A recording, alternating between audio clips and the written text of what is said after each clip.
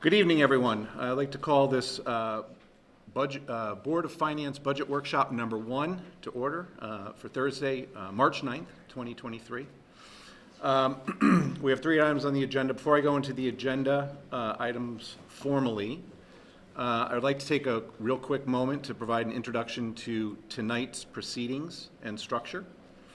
Tonight, as we do at all of our regular meetings, unlike on Tuesday night, we will begin and end with public forum. And in between the public forums, we will have one other agenda item for our meeting, and that is to consider and take possible action on the proposed fiscal year 2023-24 budget. During our Tuesday night public budget hearing, there were presentations on the town budget from First Selectman Matt Hoey and the Board of Education budget from Dr. Freeman and Dr. Balistraci. We also offered the opportunity for the public to ask questions of town and school officials and provide comments at the end with public forum. To be clear, the public may make comments during public forum tonight, but as this is a board workshop, there will only be questions and dialogue between the Board of Finance members and town Board of Education leaders. As we are in a hybrid meeting setting this year, you may have noticed that those joining us by Zoom have been placed on mute to limit unintended noise distractions. When I do open up public forum, we will individually unmute those who wish to make a comment virtually, up to 3 minutes, but ask that members of the public, should they want to speak, use the raise hand function to identify themselves. Those here at the community center in this room physically should simply raise their hand to be recognized to speak about the budgets. I would like to note for record that the Board of Finance, through the town website, has not received any written correspondence regarding the budget as of 5 p.m. this evening. In fact, I don't think we've received anything since as of now. We had the one email, though. We had the one email the other night that I write into record, and that would have been through the active address provided by the town. With that, at this time, I would like to move on to item number 1, public forum. Anyone who wishes to address the Board of Finance, please raise your hand physically or virtually. To be recognized, please be sure to state your name, address, and limit your comments to no more than 3 minutes.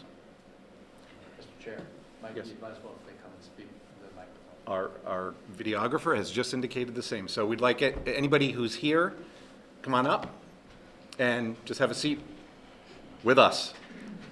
Okay, thank you very much. Thank you. I have a few notes. I'll keep it to 3 minutes. Okay. My name is John Sunday. You misspelled my name in your minutes the last time, so it's Sondej, 6 Potter Hill Drive, Guilford, and I am an admitted pickleball addict. I want to thank the town of Guilford, the Board of Finance, and Park and Rec for building those 4 beautiful courts that we have up at Bittner Park. I especially want to thank Judy Sullivan for bringing pickleball to Guilford a few years back. She was a phys ed teacher in the school system and later served on Park and Rec's commission. I just want to say a few words in support of the budget that Park and Rec has submitted to build an additional 3 dedicated pickleball courts at Bittner Park. As we all know, the game is sweeping the country, taught in our schools, and has created a number of fellow pickleball addicts here in Guilford. No longer a game for retirees. Young people are playing the game, and there are a number of professional level teams that are being financed by professional athletes. Park and Rec has over 250 players that sign up for classes ranging from beginner, intermediate, advanced, and league play. And I've established a roster of over 80-plus players that play 3 to 5 days a week, a veritable pickle barrel of players, and some of them are here tonight. The common thread in pickleball is laughter, a spirit of inclusion and community and friendly competition. Socialization and good sportsmanship is at its core. Although there are at times some real trash talk, and I've heard it from some of these folks. While we are in the insurance capital of the U.S., you are contributing to improving the health of all that play pickleball here in Guilford with the addition of more courts. Playing pickleball can improve your health through lowering blood pressure, lowering your cholesterol, and burning calories. It's not uncommon to burn upwards of 1,000 calories playing for 2 to 3 hours, which we often do. And we invite you to come up and join us at Bittner Park anytime you like. I will throw out the caveat that while the game improves health, a number of us have sprained an ankle, torn a meniscus, torn a rotator cuff, or may no longer have cartilage in our knees, despite all that, we never stop playing. I hope the Board of Finance will support the Park and Rec budget as submitted to build the additional courts at Bittner. I do realize that Park and Rec's budget is part of the overall budget in town, goes to a referendum, and I hope all will support it. I look forward to the possible future plans to further develop the pickleball courts at Bittner. Since I paced it out, I tell you I was an addict, we could fit a total of 16 dedicated pickleball courts there. We would need to find a new home for the skate park, and I'm not suggesting eliminating it. With a dedicated pickleball court complex, we could someday host a possible pickleball tournament, as we have with Soccer Fest in Guilford, and also as professionally sanctioned disc golf at the Rick B. Maynard Disc Golf Course happens. So I leave you with my last thought, and that is that the pickleball courts could be appropriately named in honor of Judy Sullivan as the Judy Sullivan Pickleball Complex for her early efforts in bringing pickleball and a load of fun to Guilford. Thanks for your time.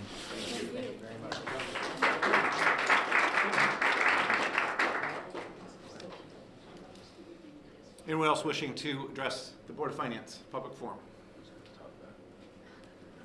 Physically or virtually? I see a hand up. Come on up.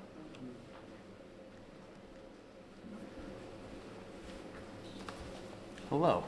Hi. My name is Steve, 58 Raymond Road. Oh, Steve Walter, 58 Raymond Road. This is my first time, I must say. This is very exciting. A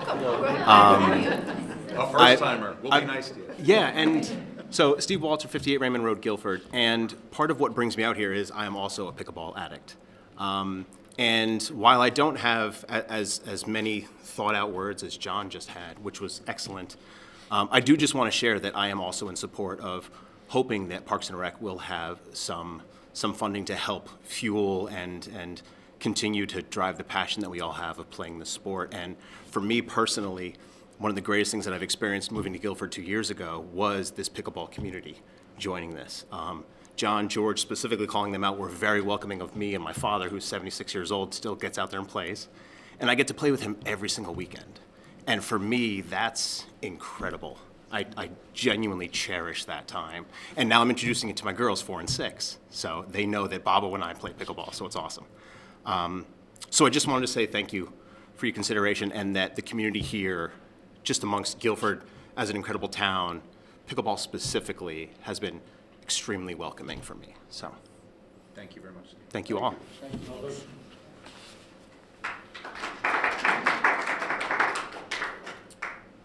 Anyone else wishing to address the Board of Finance?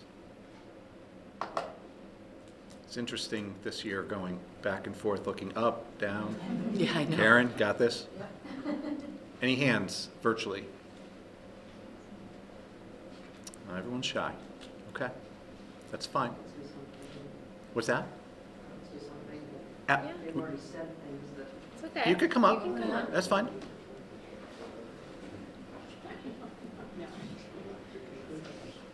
It's okay to be repetitive.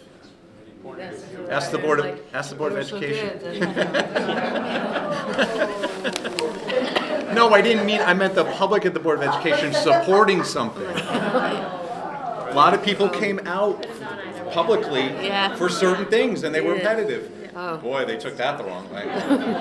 You better say your name and address before. Julie Before he digs Schlessel, himself a little 177 deeper. Stepstone Hill Road. And there was an article in one of the local papers about pickleball being the fastest growing sport in America, according to CBS, National Geographic, and Forbes. It has grown so rapidly that schools have started teaching it as well as recreational clubs. So I think that's significant. And also, I think the numbers are even higher than what John mentioned, 250 through the rec department, because there are people that don't sign up for the rec that play. In fact, I think the racket club might have it's saying here that there's over 350 players. So there's really a big demand for pickleball. And when I go on the weekend, I try to go as much as I can. There's standing room only. There's, so people are waiting for courts. And So they'll definitely get used. And it's really been a great social venue for me and for others.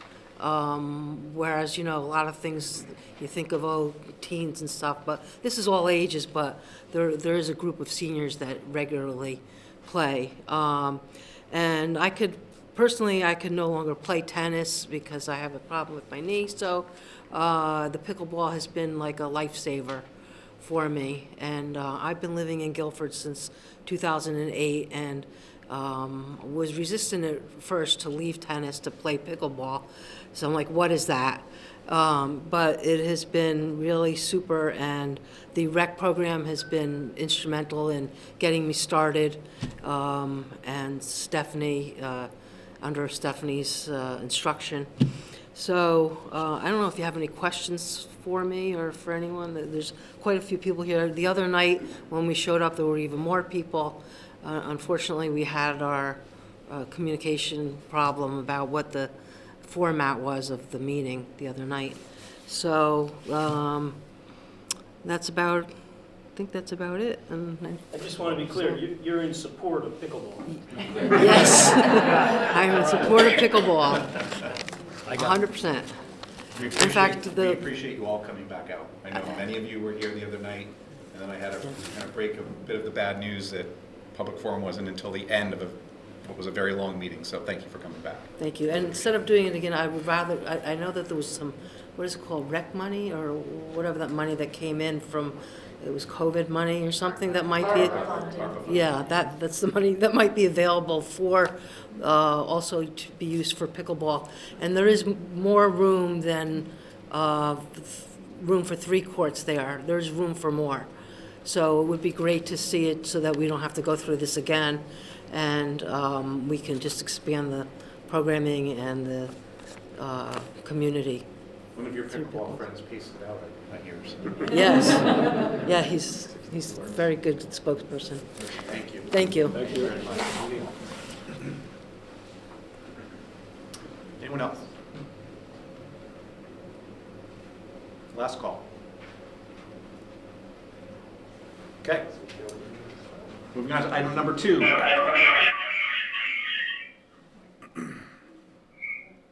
going to wait. Is everyone muted now? Okay, thank you. No, snuck in. Item number 2, consider and take possible action on the proposed fiscal year 23-24 budget. To stay scripted, I have lots of notes, so I'm going to just read from my notes. It'll keep me on task. And then we will go into discussion and any questions the Board of Finance has of both the town and Board of Education. What I would like to do is to start off with a brief recap of where we are in the town and Board of Ed budgets, the revenue projection, anticipated mill rate, and bonding recommendation since we were last together on Tuesday night. The town and Board of Selectmen have requested an operating budget of $35,733,709, which is a 5.04% increase over last year. The town debt service budget request of $10,167,139 is a 0.95% decrease from last year. The Board of Education has requested an operating budget of $68,766,172, which is a 4.78% increase over last year. The total combined budget requested is $114,667,020, or a 4.32% increase over last fiscal year. On the revenue side, projected non-tax revenue is projected to increase $883,150, which is a 12.67% increase, largely due to increases in the receipt of delinquent taxes and interest expected, interest income, and other local revenue. Regarding the grand list increase stated Tuesday night, there has been a significant increase in the 2022 grand list due to revaluation in the fall of 2022. The total net taxable grand list before adjustments by the Board of Assessment Appeals increased 32.96%. In comparison, the 2022 2021 grand list increase was 2.18%. This level of increase due to revaluation will result in a substantial mill rate decrease. With the new grand list figure and based on the budgets and revenue projections presented on Tuesday night, the projected mill rate would go down from 33.25 to 25.92, or a 22.04% decrease from last year. I wanted to provide a little bit historical perspective on this, going back through some of my notes. This type of significant change that everyone is talking about or will be talking about in the mill rate is not unlike other revaluation years. The last revaluation in 2017 saw a grand list decrease with the mill rate going up from 29.36 to 31.28, which was a 6.54% increase. In 2013, there was a substantial grand list decrease with the mill rate going up from 23.06 to 27.42, which was almost a 19% increase.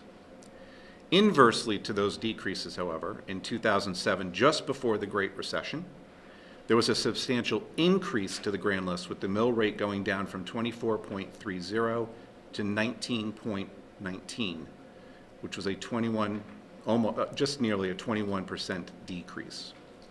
And in 2002 and in 1995, there were also substantial grand list increases resulting in mill rate decreases of nearly 35% and 19% respectively, from 32.47 to 21.17 in fiscal year 03-04, and from 35.17 to 28.50 in fiscal year 96-97.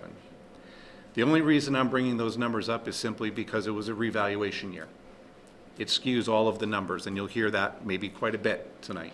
So what it comes down to is, as I mentioned on Tuesday night, for those that weren't here and were not able to attend, just because the mill rate decreased does not necessarily imply a tax decrease.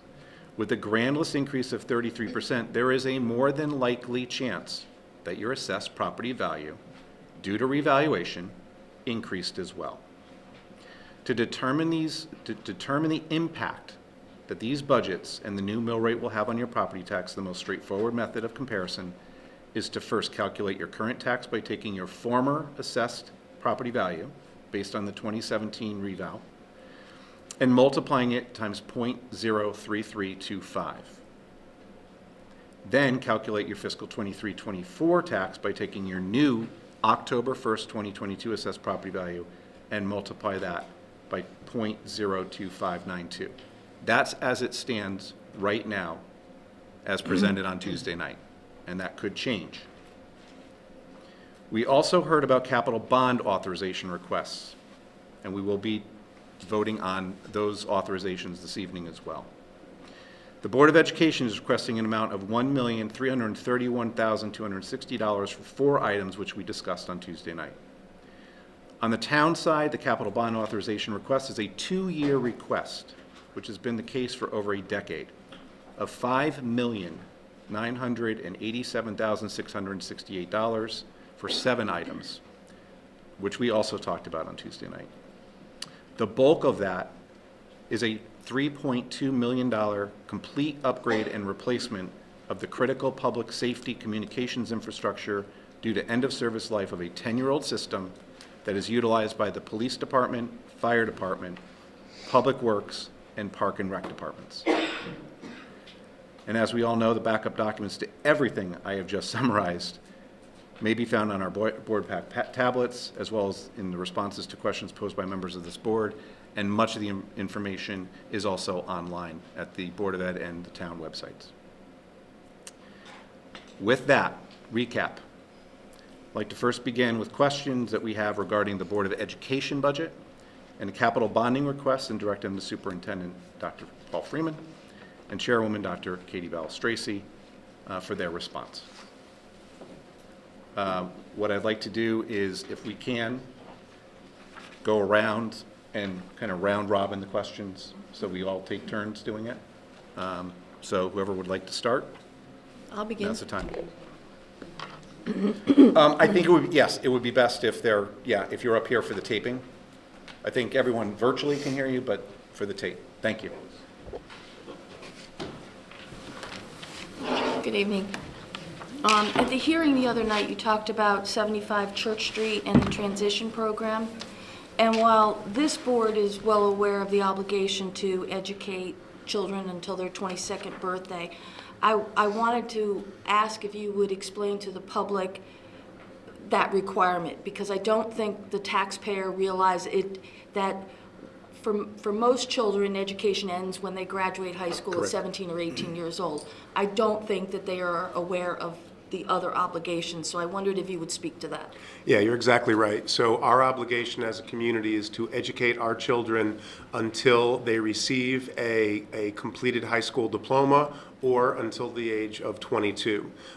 Most of our students, the vast majority of our students, graduate with that high school diploma before they reach that age.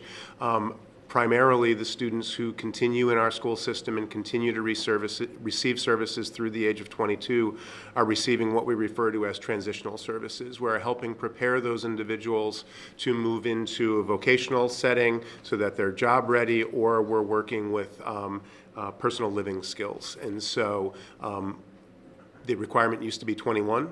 The requirement has increased to the age of 22. Guilford has always been responsible for providing that service. And the opportunity here on Church Street is that we're offering that service to our residents here in Guilford rather than sending those students out for an outplaced program.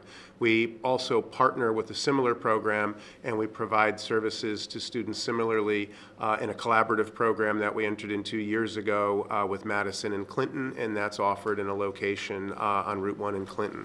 So with these two transition opportunities, we meet the needs of more of our students, and we meet our obligation to those students to that age of 22 without having to send those students to an outplacement. Thank you.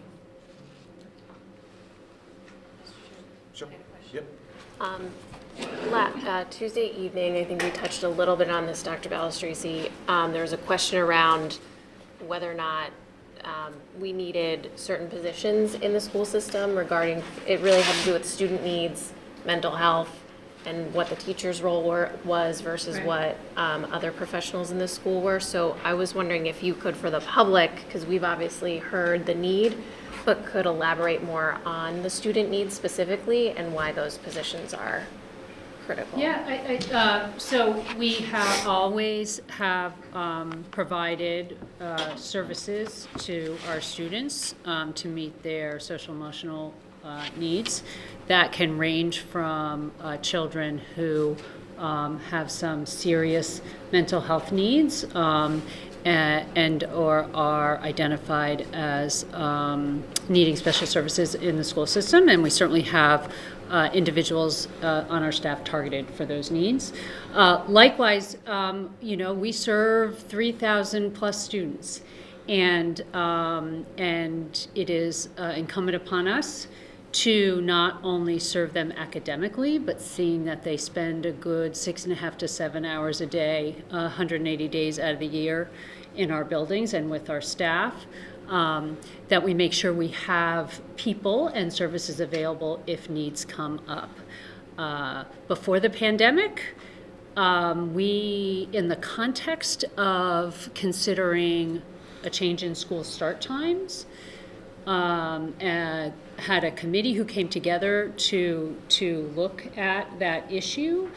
And what we heard from some members of the committee and some members of our Guilford community, particularly pediatricians, is that we are seeing a rise, they were seeing a rise in things like anxiety and depression among young people, and this is a national trend. The pandemic only exacerbated that. So that for a whole host of reasons, including all that I've mentioned, and others, we have had to, at times, increase some of the staffing, social workers or psychologists or other support services to meet a growing need to supply those services to kids who we have identified and kids who may come up with issues that are not pre-identified. Do you have anything to add? Yeah, the only thing that I would add to that, in addition to seeing the trends among youth, and we're seeing things like anxiety, depression, and even suicidal ideation that are happening in younger students and at higher levels than they had historically. In addition to that, and that again, that is a nationwide phenomenon, that's not unique to Guilford. But another phenomenon is that there is a shortage in mental health workers that is, again, not unique to Guilford or Connecticut, but it is a nationwide shortage. The fact is that mental health in young people is the frontline workers, the frontline interventions in those cases often ends up being local police and the schools. And so we're meeting a need. The other thing that I would simply add is that while we're meeting a need that our children bring into the schools every day, we also view these services as academic in nature. If we are meeting students' social and emotional needs, those students are therefore going to be more available and more successful in school. They will study and learn better, and they will be more successful moving on. So we do not bifurcate the social emotional wellness component of our program from an academic component of our program. It's meeting the needs of the whole student, and we therefore have more successful students in doing so. And the last thing I'll mention is this, because we have occasionally heard from members of the community, well, we'd really like you to focus on academics, right? That those services should be provided at other times or in other spaces. I think Dr. Freeman just described some ways in which that's just not, doesn't make sense. But also, kids can't turn off their mental health needs for 6.5 hours or 7 hours a day, right? If kids or if any of us as humans were able to do that, we might not be experiencing some of the issues. That's not how mental health issues work. So kids bring them to school and they have needs while they're in school, and it is incumbent upon us to address them. Great, thank you. Just, if I could just follow up on that. I know we've talked about this before, but again, I think it's beneficial for the public. I think it's also important to realize that the needs of a student, any student, at the beginning of the school year may not be the same as they are during and at the end of the school year. Yes. So having the ability, I would imagine, having the ability to treat the changing needs of students throughout the year is also important. And as much as our teachers are wonderful at what they do, they may not be equipped or trained in how to address the needs of a child who's experiencing anxiety or depression Right. or some of the other things that you've mentioned, I'm guessing. No, that's exactly right. The needs are enormously fluid. We see peaks and the holidays are difficult for many students and many families. The beginning of the school year can be anxiety provoking. The end of the school year or the end of your time in high school can be enormously anxiety provoking. College applications, we see all sorts of fluid needs, and our teachers are more trained than they ever were before to support students who are experiencing trauma or anxiety.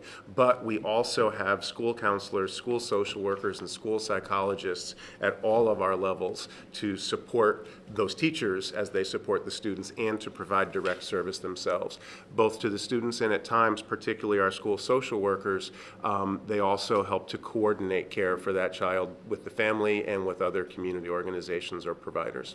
I mean, I've said this many, many times to a lot of different people, but from my perspective, the scarcest resource in the school district is teacher time. Because you've got 180 days, and that's it for each year that you have the students. So any minute away from instruction is gone. You can't replace it. And so having staff on, or having psychologists or social workers on staff allows the teacher, I would imagine, to remain in the classroom while others, perhaps better suited for addressing those needs, are able to address the needs of those students, while the teacher can continue their lesson for the remaining exactly students right. in the class. Yeah. Yes. How many teachers, in your estimation, would be traditional academic teachers, and then how many would be teachers for coaching other teachers, or psychologists, or social workers, or teachers for social emotional learning? So again, I would be careful about about pigeonholing those positions. And again, as I mentioned. No, I'm not pigeonholing, I'm just asking if there's a count. I can give you the count, but I'm going to give you some caveats first. And so, okay, some caveats. a regular classroom teacher is more trained in supporting students who are experiencing anxiety, depression, or trauma in a classroom than they ever have been before. So I want to be careful to suggest that a math teacher doesn't also have a responsibility or a hand in the social emotional wellness of all students. Special education teachers don't work specifically and only with students who are identified. They work with regular education students as well. And those mental health professionals or those other support positions that we often refer to have academic requirements and responsibilities as well. School counselors also do direct teaching. We have approximately 325 certified teachers in the school system. Of those, 14 fall into the category of instructional coach that we talked about on Tuesday evening. 6 of them are budgeted school psychologist positions. 1 additional is currently grant funded, and 9 of them are school social workers in the budget, with an additional 1 that is currently grant funded. So again, 325 roughly that are certified teachers.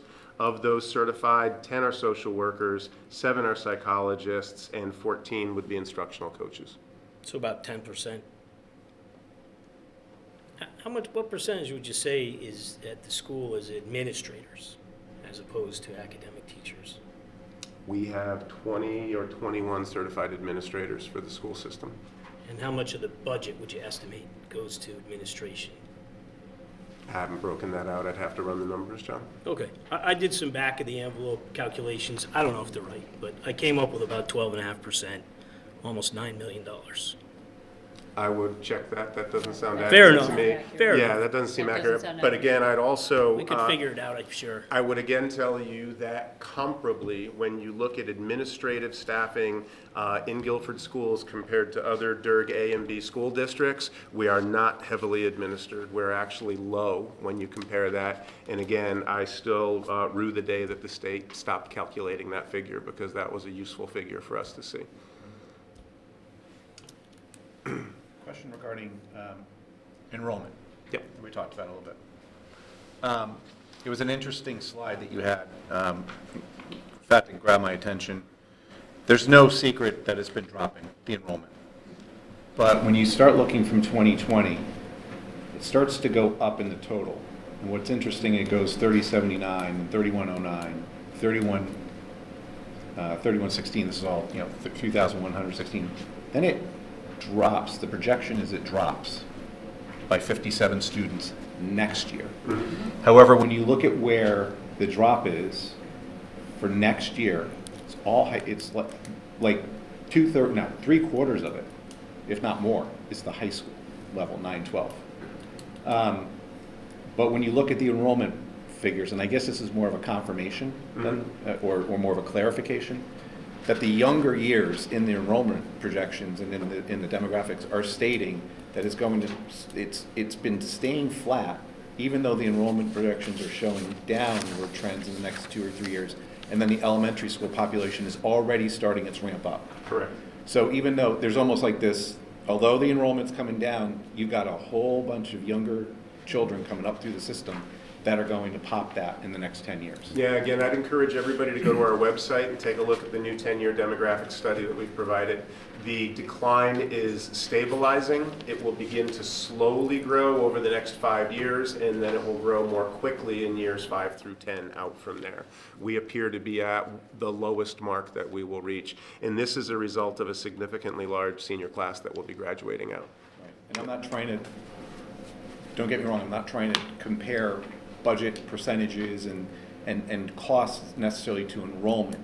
Just saying that in the future, there's going to be, some concern about the enrollment actually increasing, but none of these enrollments over year to year have decreased enough to, and again, it's more of a confirmation or clarification, haven't dropped enough each year to widespread drop 2 teachers or 3 teachers, or Absolutely right. because it's you're spreading out the number over 12 grades. So you might, 4 students in 1 grade does not constitute, Right. losing a And- teacher and or you've- losing staff. and you've So- heard us say this But they've been, Sorry. and you've always mentioned about reallocation. Yes. Right, and to your point, it's not only per grade, but we have 4 elementary schools. Right. You know, so in order to have a decrease of a teacher, you need a substantial number of kids in a given grade, in a given school to decrease.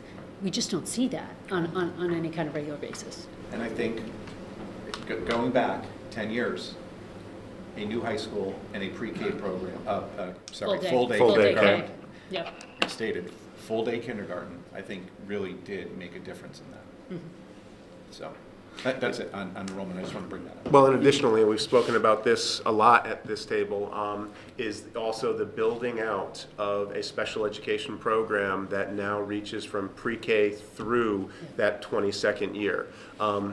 10 or 15 years ago, we did not have specialized special education programming in district. Students who couldn't be appropriately supported in our regular schools were outplaced, and we've now built behaviorally focused support programs, socially emotionally focused support programs in alternative high school, and as I mentioned, we participate in 2, one fully local and one regional transitional program, right? So we've built that staffing out, and in many of those places, when we came forward to this table, and many of those years, we added those additional programs and didn't add additional staffing because we were able to support those programs from existing staffing, because we might have been reducing elementary classroom positions or music or English language arts or math positions and then reallocating those into those special education staffing positions. When we opened the transition program across the street here on Church Street, we didn't hire new staff to do so. We opened up a specialized program in a new location and didn't add teacher or paraprofessional staffing to do it. We staffed it from within the existing numbers. Can I ask a follow-up on that? I was going to ask just about the 73 Church Street project, but for the whole program, does that allow for space for people from other towns to come in and generate tuition revenue for us? It isn't currently, but it could, yes. Okay. And so this is the first year that we have at times had other districts who have reached out for a seat in the alternative high school or a middle school program, and yes, we could in the future be able to sell excess space in there and bring in some revenue to offset the local expense. Sure. I got more questions about staff, actually, and I've always had concerns about government getting larger, hiring. I think we all know that we quote a salary sometimes without benefits, and then we all have to recognize that when we hire new teachers and new staff for the town, it is usually a commitment that goes on for multiple years for taxpayers. So I'm always concerned about how many people are being hired and what they're being hired for. I wanted to make sure I came up with the totals right. I came up with about eight FTEs roughly that the school's hiring between 22 and now. So during the actual previous budget year, some hiring has been done, and then there's a few more that'll be hired this year. And then also 5 part-time additional lunchroom aides and 5 assistant coaches. So a total of 18 people, but 10 people are just part-time people. Yeah, I'd remind you that the assistant coaches receive a stipend. It's a stipend of about $3,000 or $5,000. Yeah, We do not but- consider them. We don't consider them full or even partial Question's FTEs. not really about that, right? But Okay. one thing that's been concerning me a little bit this year is how the ARPA money is being spent. So I think the public's aware that the American Rescue Plan Act has given us $6+ million, and the town has been investing it into certain projects and certain efforts. And among them has been to hire help. But one of my concerns here is that I'm looking for some guidance on how we should spend the ARPA money. And I got a very brief blurb from the GFOA, which is Government Financial Office Association. They often give advice on how to spend money that's coming down from the state. And they offer a little blurb on American Rescue Plan Act guiding principles. So they're telling us, giving us tips on how to spend the money. So they warn about the temporary nature of the ARPA funds. And they say that care should be taken to avoid creating new programs or add-ons to existing programs that require an ongoing commitment. So that's my concern, is that we're hiring, in a lot of cases, I think in the school case, it's, in the last 2 years, it's 2 social workers and a psychologist, I believe, and also And a teacher of English some as a second language. custodians, I believe, A as part-time well. custodian, a teacher of English as a second language as well. But not on those funds. I want to make sure we're talking about the So same thing. part of, school, some of the those- funds were those funds ESSER. Yeah. Yeah. And they're done, right? So we're not budgeting off those funds in Guilford Public Schools at all. This is my moving question, I'm forward. sorry, it took me a little while to get to my Okay. question, but, I'm concerned, given the guidance, that we're hiring these people for what should be a temporary nature, but then we're converting them to full-time people.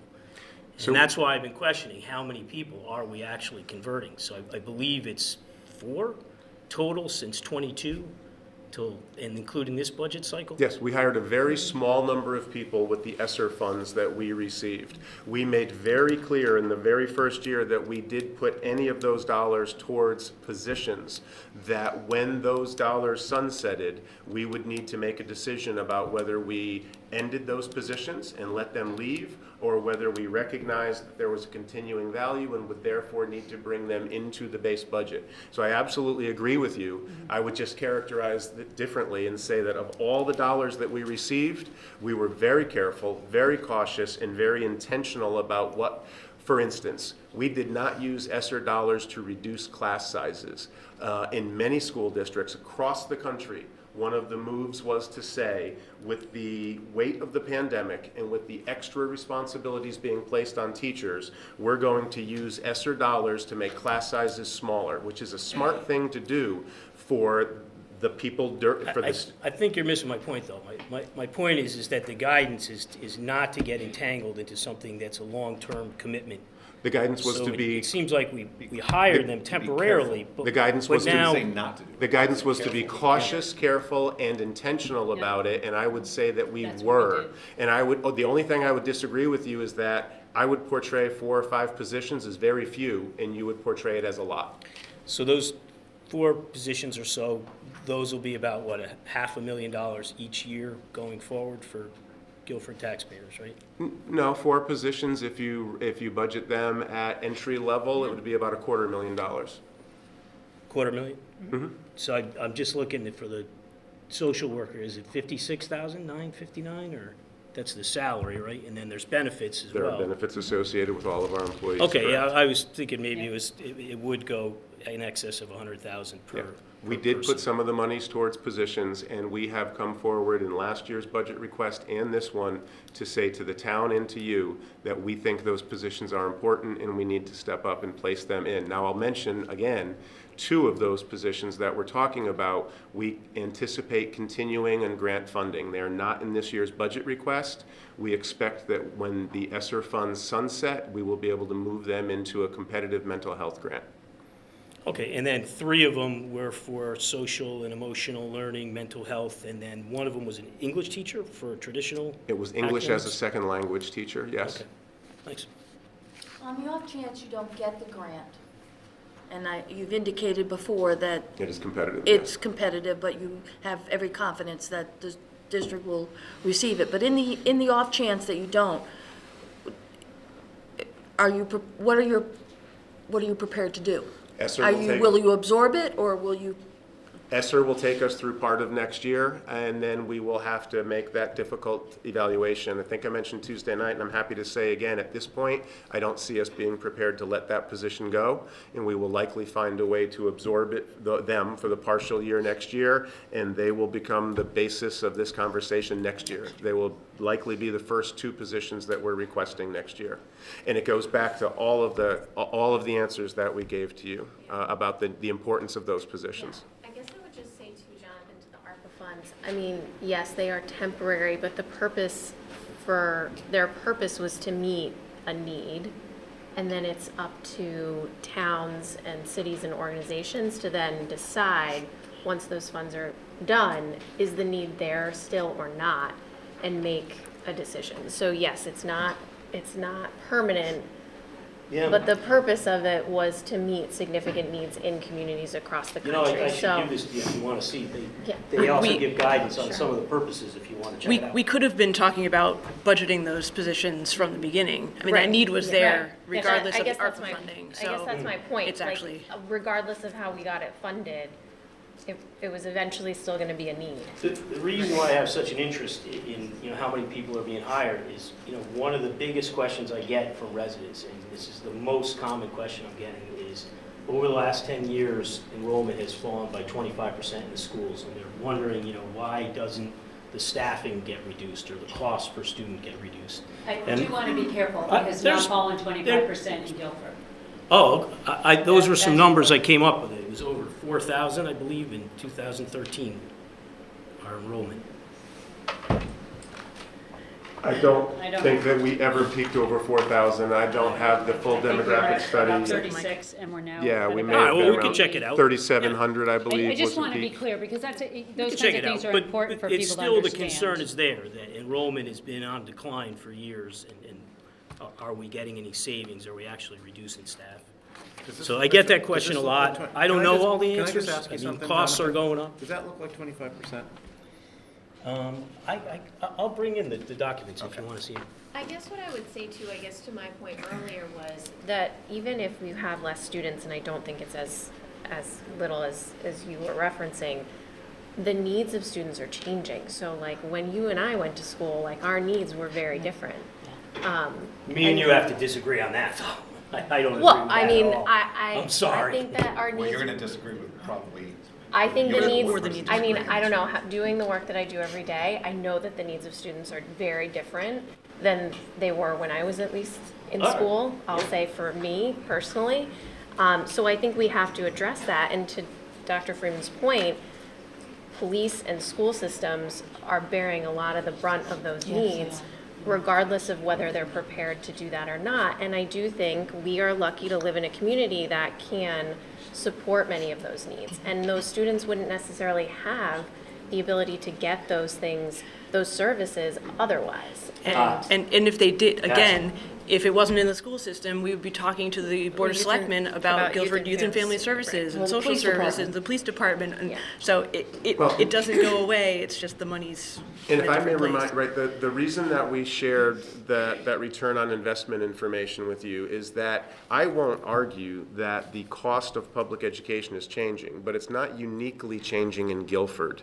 The cost of public education in Guilford, it's not only changing here, and in fact, when you compare our expenditures per student versus our performance, again, by any measure, we do well. So when you look at our per pupil expenditure, we're around 70th in the state. When you look at our performance on the district performance index, we're 5th in the state.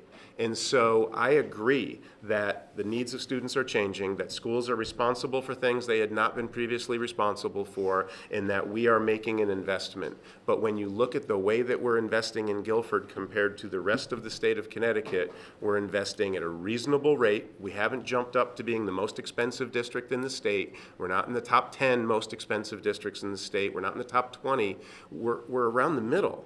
But when you look at our performance, we are recognized, whether it's U.S. News and World Report puts us in the top 10%, or you look at our performance on the SAT, we're in the top 20, or you look at what I think is the best measure, the District Performance Index, we're in the top 5. And I think it's important not to say, look how much money you spend on instructional coaches alone, or look at how much money you spend on social emotional supports alone, because you have to put the whole pie together and look at the entire return on investment to have a clear picture of the whole investment. U.S. News was top 10%, because I just was looking at it, I thought we were 32nd. It's a 10%. So there's lots of high schools in the state of Connecticut. So there's 169 communities. Okay. There's more high schools than that. I believe the U.S. News and World Report ranks us, we're either in the top 20% or the top 10%. The one that I know is the performance index, because that's the one where I place the most emphasis. And I do, to your point, Mr. Trott, I do want to say that when the funds were awarded by the state, and Guilford Public Schools was made aware of how much money they would get through these ESSER funds, Dr. Freeman put together, and his administration put together, a several-page document that planned and strategized for each of those funds. And one of the things that became very clear to the board when Dr. Freeman brought that forward to us is how careful the administration was to limit people that would be hired through that process or initiate new programs that would then require funding moving forward. So your points are understood. There was great care here, and we've heard it mentioned already. I think I mentioned on Tuesday there's a school district in Fairfield County that was, at least when the budget first came to them, looking at a 12.7% increase.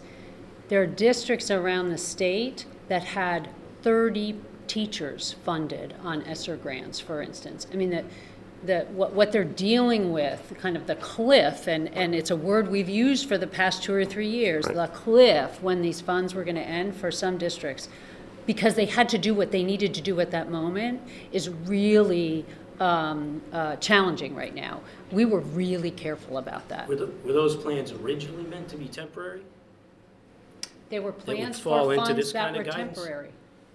But then- We knew the funds but were then temporary. We all down the knew that. road, we wanted to hire them permanently. We had, to Megan's point, we had needs that needed to be met, and we carefully figured out how we could meet those. Some of them required people, some of them required resources. Okay. I guess my point was just the needs just don't stop when the funding stops. So Correct. it is inherent upon the Board of Ed and the town to be able to evaluate and assess that and decide what should be built into their budget and what doesn't need to be built into their budget. And it happens on both sides. It's Yeah, not and- just that, it's not, we're not talking just schools. I mean, we want to talk about the SAFER grant and the need of the community with fire department and the SAFER grant. Eventually, those funds run out. Yeah. Well, and And there was still a need. I mean, I'm not saying they have to follow this guidance. I'm just saying I found this guidance. Okay.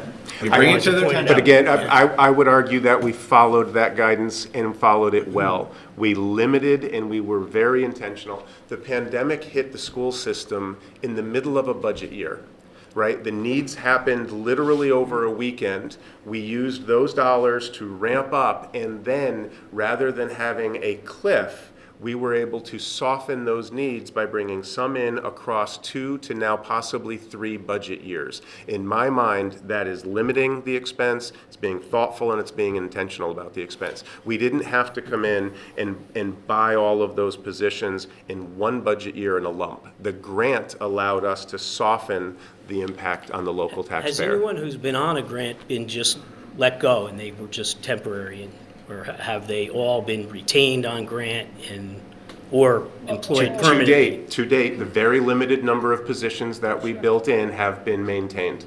So no one's been said, hey, it's temporary, we're all set, thank you. To date, they've all been maintained. They've all been Now, there's maintained. 2 of them that are still an open question, but to date, they have all been maintained.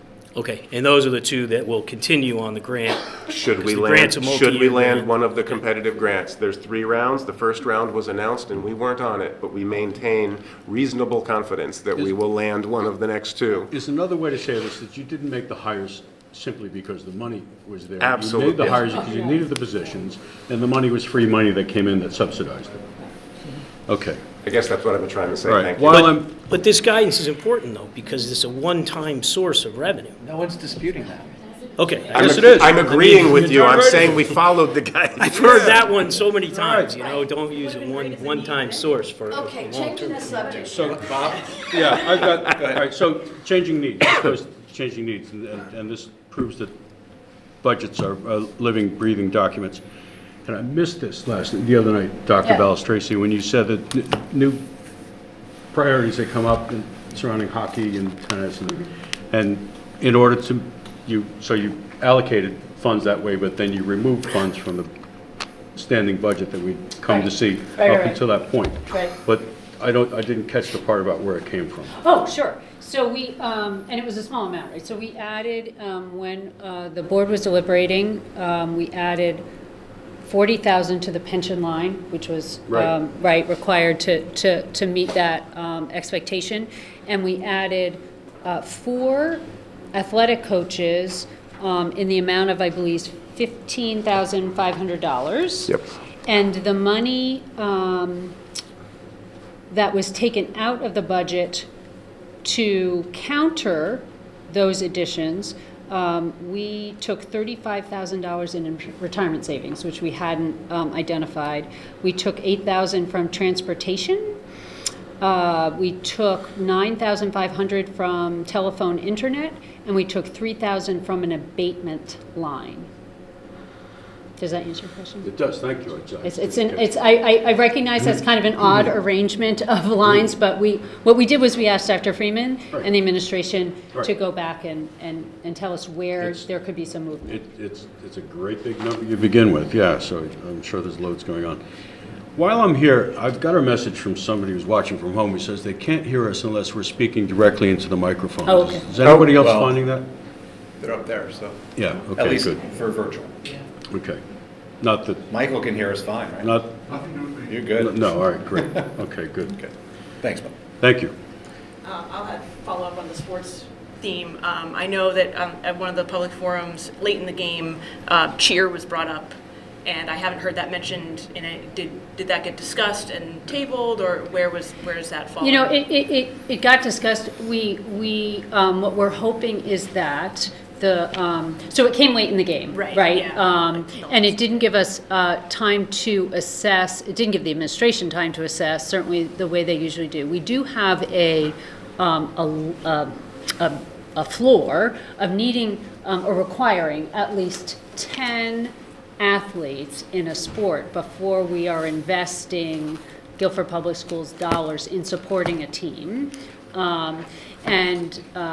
So what we're hoping is that the cheerleading, now that we know that there's that interest, stated interest, that they can work to kind of solidify that interest, give us a sense of a commitment to be able to have that many students on it, and would likely, we expect, will come back next year. We obviously haven't made promises, but, and what that does as well as there is, and Dr. Freeman can speak to this a little more, certainly a sense by the athletic director of what has been requested over time, and to kind of, for lack of a better word, a cue to make sure that we are not kind of responding to needs more recently when longer held requests have not yet been met.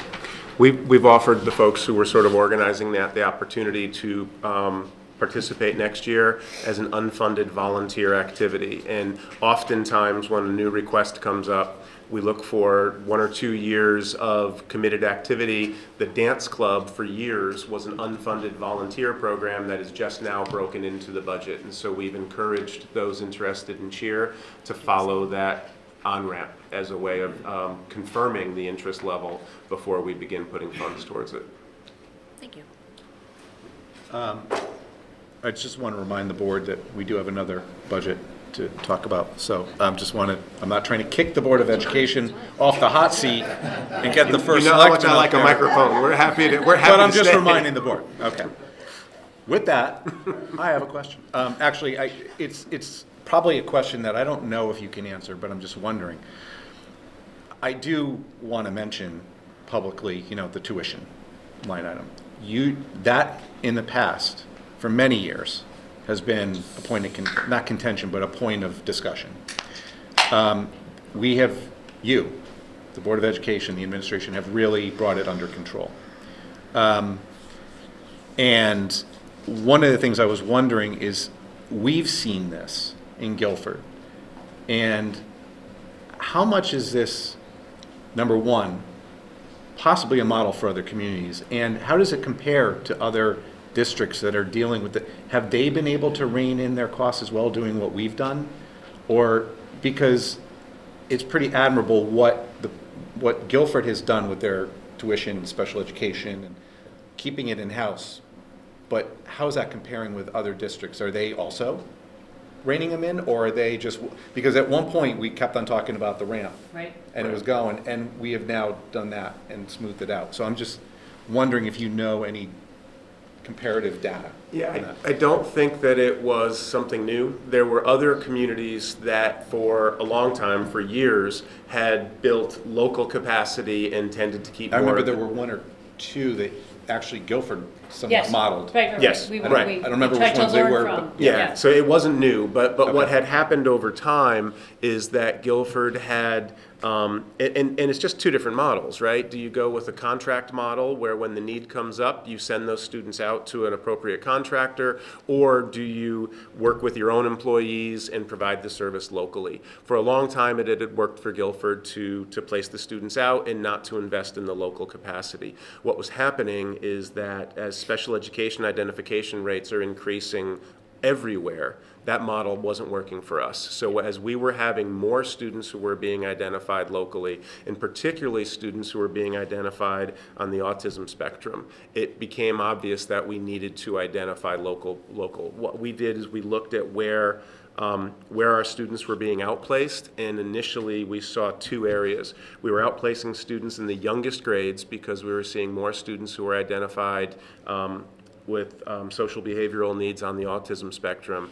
And then we were seeing high school students who were being outplaced because of emotional concerns. So we started at the two ends. We started by building a behavioral program in the youngest grades to support students who had those autism spectrum-like needs, and we started with the alternative high school. And then we worked from the two ends into the middles to build out the programs through fourth grade and into the middle. We weren't the first ones to do it. We did see districts that had been doing it long-term, and we copied that. So I'd love to say that we invented something new, but we didn't. Everybody is seeing rising special education identification rates. In some of the urban settings, you are seeing over 20% of the student population being identified as having special needs. Guilford's not in that range. We're still around 12 to 13% of the population overall that are identified as having special needs. And we're seeing special education costs increase. The private providers are increasing their costs, and those costs continue to increase.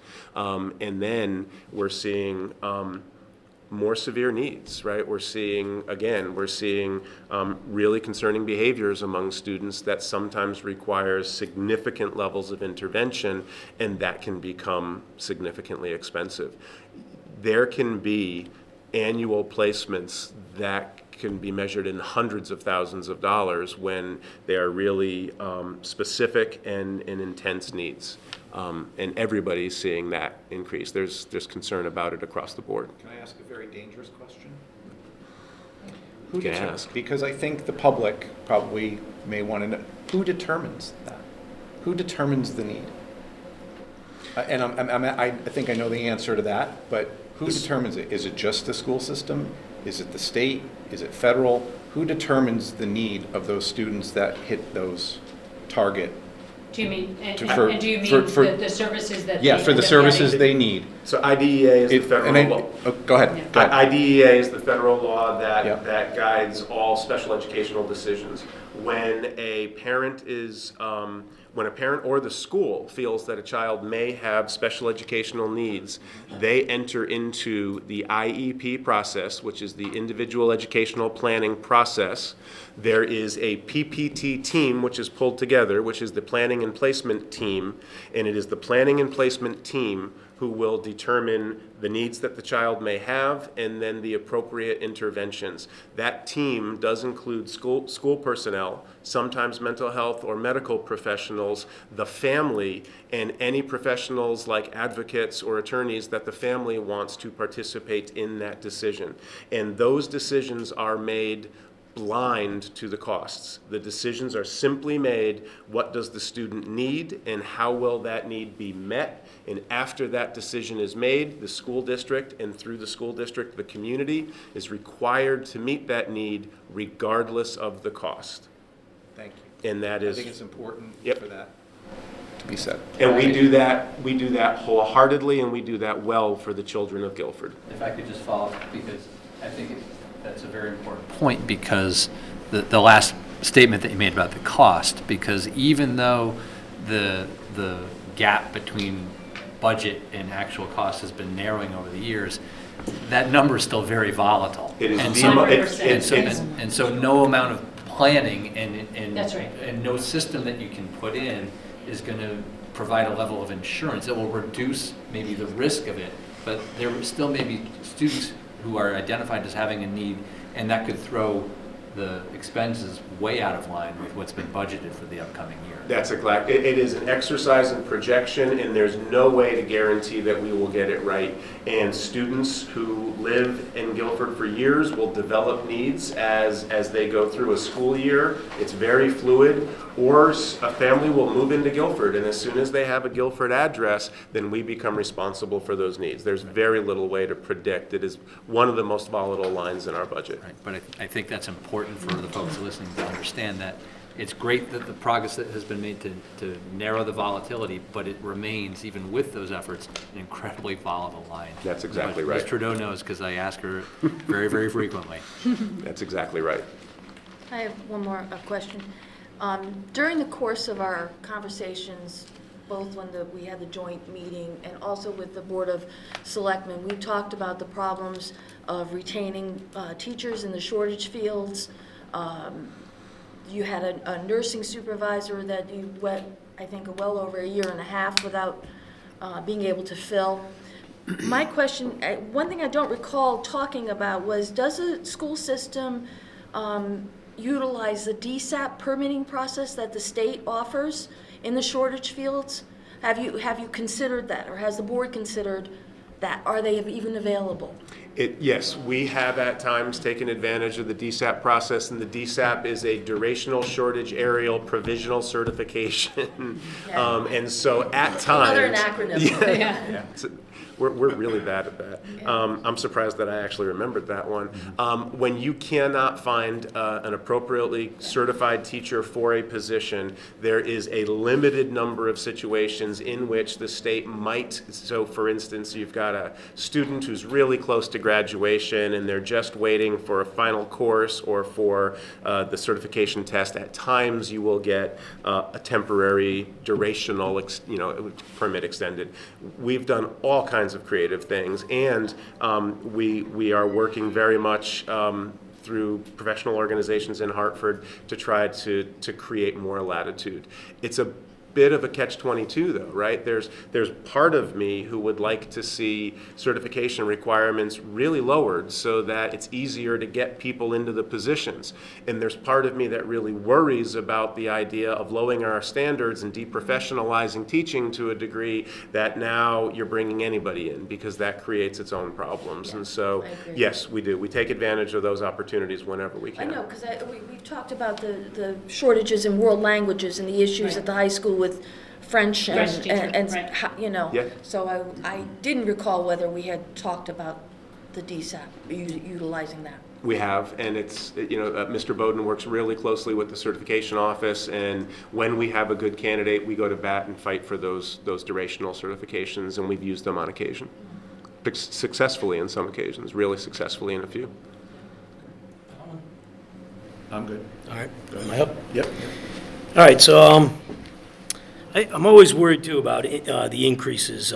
The town was kind enough to give me some historical data on the increases, and they really have tried to keep them between 2.5 and 4%. And the increases for some of the bargaining units were staying in a range, and they're doing some negotiation. But some areas that caught my attention in the school budget was the central office certified salaries, and then of course the non-certified central office. And these raises were 6.18%, and I believe 6.74%. Someone asked me if those are actually double the amounts that a traditional teacher is getting in their contract.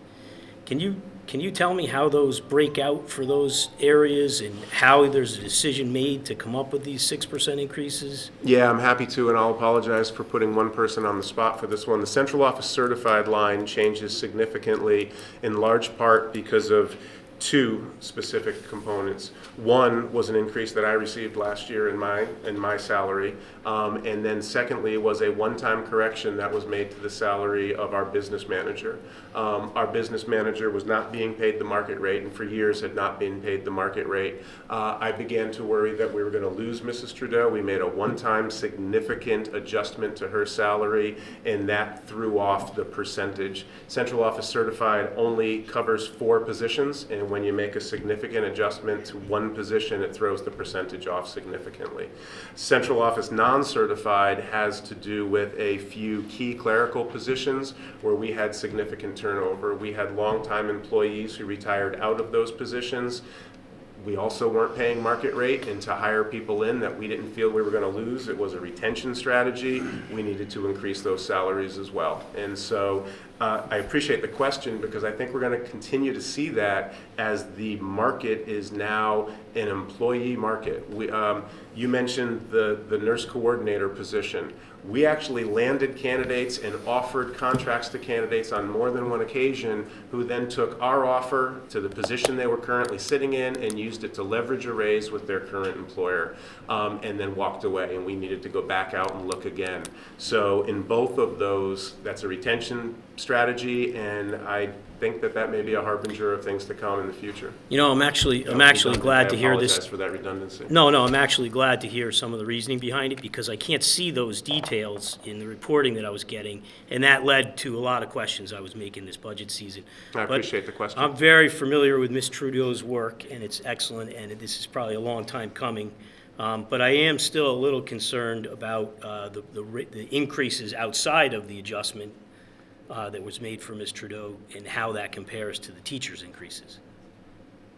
So if you're asking about the other increases that the other 3 of us received, they're not, I mean. Well, and for the non-certified central office too, because they were 6.74%, I think. Again, increase. those were adjustments that were made as we were going through transition in those positions, and we tend not to compare teacher salaries to custodial salaries, clerical salaries. It comes up in negotiations every time we sit with the group, and we try to say they're different bargaining units. They've got different comparables across the state. When we look at a clerical position in the business office, we benchmark it against other clerical positions in business offices, either in education or outside of education. We don't attempt to benchmark it against teachers. I will note that teachers in our system, and it's the largest number of employees that we have, they're the only ones who have their total compensation deferred across 14 years of steps. So clerical positions, custodial positions, even administrative positions, you usually come in at the full salary, or maybe there's a 2 or 3 step process to get to full. It takes a teacher 14 years to go from entry salary to top step in Guilford Public Schools. Do you think they're getting maybe a 6% increase this year? Or? No, they're not. Okay. But neither are. Just trying to get to the bottom of some of these Again, numbers. they're small units, and when you adjust a few positions by a significant number, it throws the percentage off. Linda, go ahead. So the other piece that's in that account is the addition of the FOI clerk. So that added salary drove up that increase as well. Thank you, I missed that. There were a couple, 4 non-certified, non-union people in that group that have continuously gone above and beyond and work very, very hard for this district. And we felt it was very important to recognize their hard work and give them a salary that was comparable to other people in other districts. So that's why they got a little bit more of an increase. And it is not a 6% increase. It's. I forgot about there's an additional It's the addition position. of the 0.6 person, and then these raises that equal out to. But that's also a retention strategy. Yes. Oh, absolutely. If we could pay it now or pay it later. Yes. But I also think there's a retention to, I mean, you're not going to say this, so I'll say this, but we're really lucky to have Dr. Freeman in charge of our school system, and I'm sure, I will bet money, that he has gotten other offers from other school systems. So it's also a retention strategy for us as well, to be able to give him an increase If I recall to his correctly, you line. got teaching offers from other. I do. I get teaching offers pretty much every month. I still have an English certification, and there's a short, yeah. And I consider them sometimes. Right about this time of year? Yeah, maybe French, yeah. So I just subtracted out the Freedom of Information Act salary from the increase, and the remainder, it's about a 3% increase Thank you. for the And Linda, non-certified. thank you for reminding me about that position. And if there's any kind of comparison, I'm just going to go to my real life. If there's any kind of comparison what's going on in the private sector, it's worse. It's worse. I mean, I'm dealing with it in my office. I'm dealing with, poachers and all kinds of people that are trying to steal our staff because the numbers, it's an employees market. When you said that real, Well, you know? that- but it's true. No, And- no, and- it is- and- it is And that's true. good in some ways, but when you're an employer and you're the one looking at the bottom line, it is difficult to do. And sometimes you can't do without those positions. You have to, all right, we're gonna give you what you deserve. And it also saves you, if someone's really efficient and you got 4 people, saves you from hiring a 5th or a 6th because you don't have the efficiencies. So you pay for good people. And the experience that comes with it. Yeah, so I'm just, it's like that in the private sector too. It goes, Yeah. I commiserate with it. Thank you. And the Freedom of Information Act clerk was hired because the volume of Freedom of Information Act requests that you're getting? Correct. Yeah, we've seen an increase in Freedom of Information Act requests, and that position is not solely dedicated. That position works with both FOIA requests as well as FERPA requests, and FERPA requests are related to confidential student records. We've seen an increase in those as well. And who used to do those before you hired the clerk? Terry Fiandella, the executive assistant to the superintendent. Okay, and now the FOIA clerk also reports to you, or? Reports to Terry Fiandella To Terry. and works closely with her, the special education office, as well as the technology office, and coordinates through Terry. Terry still essentially oversees that work, but now does not have to individually do the collecting and the sorting. So there's somebody there. And again, it's a part-time position. It's a .6 position that we've hired. I see. It sounds like there's enough work in the central office that if the requests do drop off, there's plenty to keep that person busy. Yeah, absolutely. She does not, she doesn't sit idle Idle. at any time. No, there's always something to be done. And if she's not working directly on FOI or FERPA, there's places where she can backfill. And you'll evaluate next year Absolutely, and we see will. if there's still a need. Yep, to see if the need continues or if the need needs to be increased to a 1.0, but we evaluate workflow and all of those positions in every budget proposal. I was just going to say that the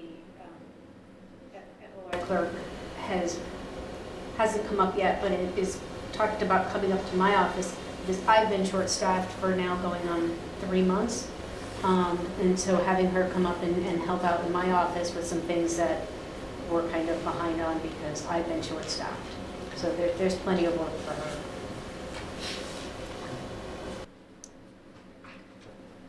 Further questions? Otherwise, Good time for 2 more? 2 more? Yeah. 2. Yeah, 2. Cutting it. That's it. 2. All right. Bring it up to 10. So I did want to ask about the kind of the 11th hour request for an additional $300,000 for the tennis courts. I guess there was a project to build the tennis courts from last year. Yep, And that was, bonding last year. I think that was for like $738,000, somewhere around there. Correct?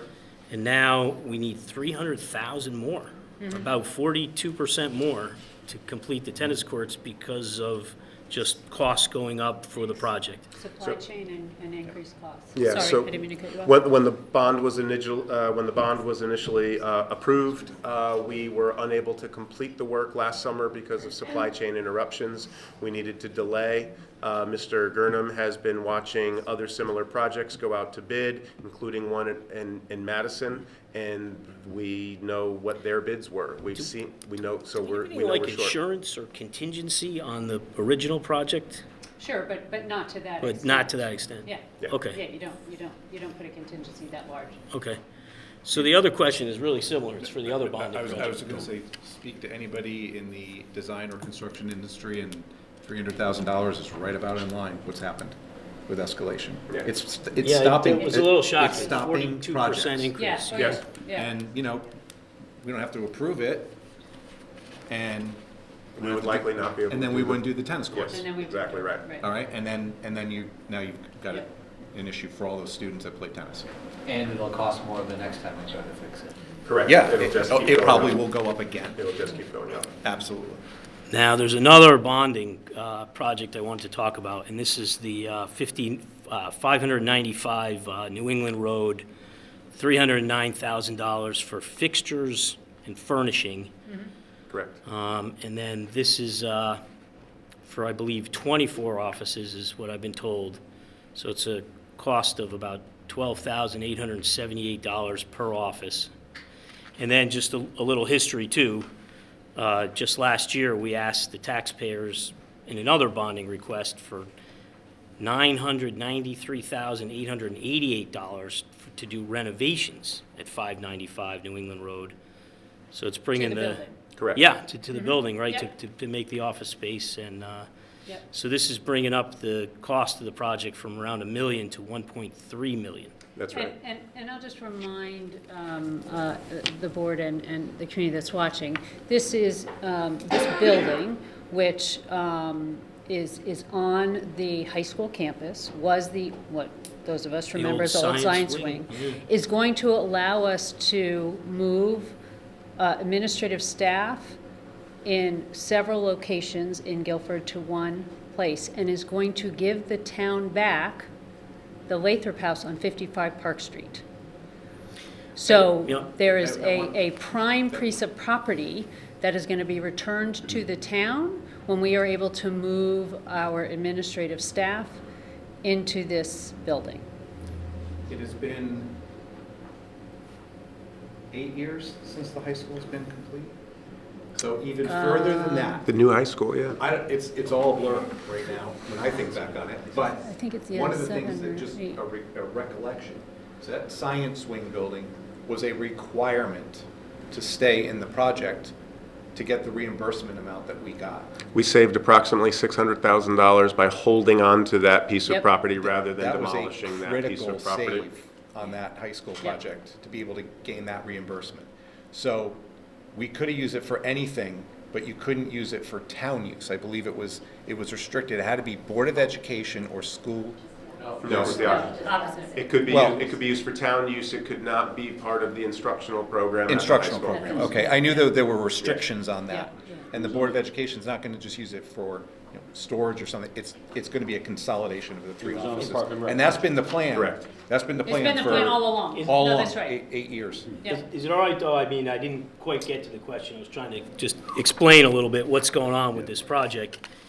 And then I wanted to point out that the justification for the $309,000 is that there's concern that you won't be able to move the older furniture and it won't survive the move to the new Right. complex.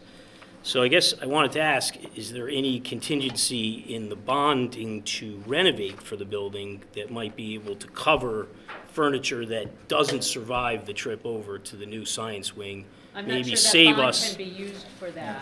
Yeah, Yeah, I, please do. Mary Jane, go ahead, because I think I was gonna say it I'd like anyway. to speak to that. Yeah. Working with bond counsel Yeah. on the direction of Cliff Gurlin and Dr. Freeman, we did look at all of our educational bond authorizations to see if there was any money that we could reallocate to that program so that. Don't tell me it's all 300,000 gone. It's not gone, we didn't have any appropriate Right. money. That's right, you That we can't. could legally use Yeah. for this project. But that was our first plan. Yes. And our first thought, and we always look at that first, and bond counsel came back and finally told us we could not do that, and we had to put that into that bond authorization. Yep, so the twist of the question too was which properties are being vacated, and you, Linda's been giving me some answers. I was a little curious, the building that sits next to the tennis courts. We refer to that is as CO North. Is that gonna be vacated, or? No. So right now, central office exists in 3 different locations. We have a decentralized central office in Guilford. We have central office personnel who are located in Lathrop House on the Green, at the back part of Leet Elementary School, and in that building that sits on New England Road, Central Office North. By consolidating those 3 offices into 595, we will be able to, as Dr. Balistraci said, return Lathrop House to the town for town uses. We will be able to use the space at the back of Lathrop House for storage. It's not appropriate for student occupation. We're hoping that we will be able... Do you mean LEAT? LEAT, I'm sorry, Yep. LEAT, yes, LEAT. Because I already got some of that Yep, information. and then CO North will again become more of a maintenance hub. We'll maintain some maintenance offices there, and we will be able to do maintenance storage on that location as well. We're hoping that once we find out what the capacity of those spaces are, we might be able to reduce some of the storage rental trailers You that got we to my have. question. I was going to ask if there was any plan to sell Central Office North so you could recover some of these costs. No, not for the that taxpayers. building, no. Okay. One reminder, these are bond authorizations. It does not mean that they have to be spent in the full amount. That goes for any bond authorization. It's just authorizing that there's a max limit that could be spent on those particular items in that bond. If the furniture, some of it, 50% of it survives, and you are able to salvage some of it, I'm sure you will try to do that. We've But had a discussion already, and Mr. Gurnham certainly is assessing, you know. But but again, it's an authorization to spend. That's exactly right. Yes. That is But right. if there's any savings, it doesn't It doesn't have get to. spent. The money That's doesn't right. have The to be money doesn't spent, get correct. spent. That's right. It's, you know, so. I like it. Linda. So, yes, and I did put this in my responses, and I should have. Yes, it's 24 office, but there's also a couple of conference rooms, because there'll be a conference room to be used by the superintendent's office, there'll be a conference room for pupil services, so that also adds, you know, a little bit more furniture fixtures to the place as well. Yeah. So I should have put that in there, and I apologize for neglecting Yeah, that. that's right. I can't thank you enough. I asked you a million questions. Thank you. Okay. We're good. You sure? Yes. Thank you. Thank you for your time. Well, you can. It was really 2.5 yesterday. Yeah, snuck that in there on me. First Selectman, Matt Hoey. Come on up. Mary Jane, want to join him? Come on. Whether I'm sitting over there or over here, you're still going to ask me questions. I got my office all set up.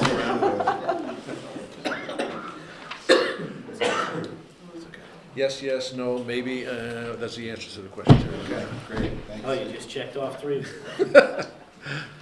All right, so, who wants to start out?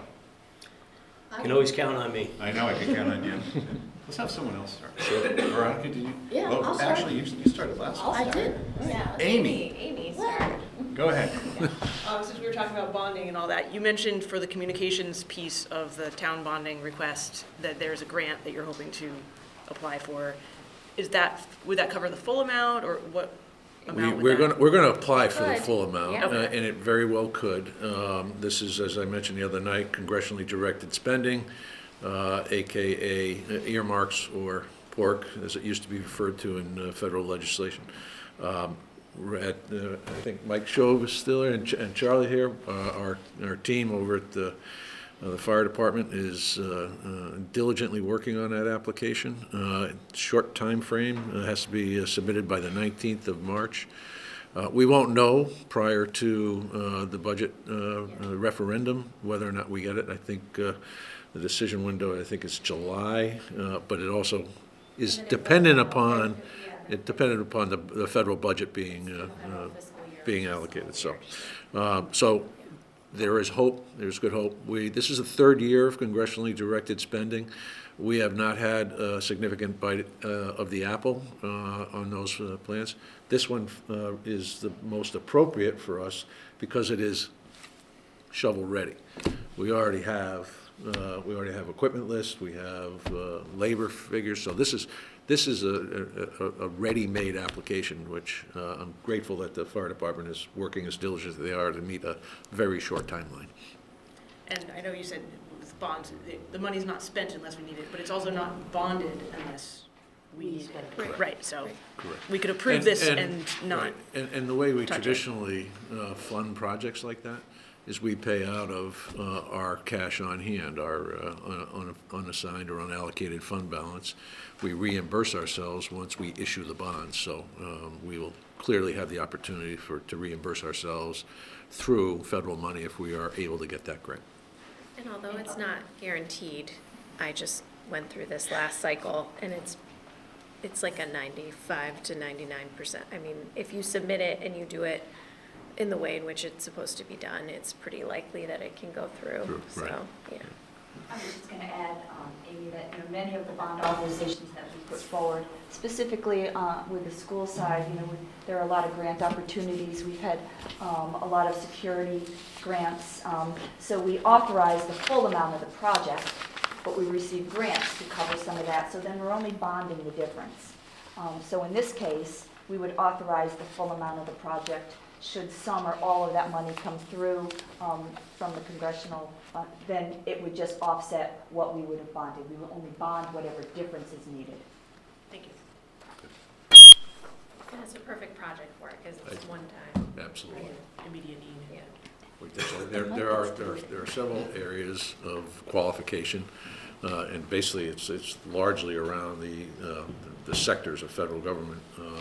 And this one, emergency services, is a perfect fit.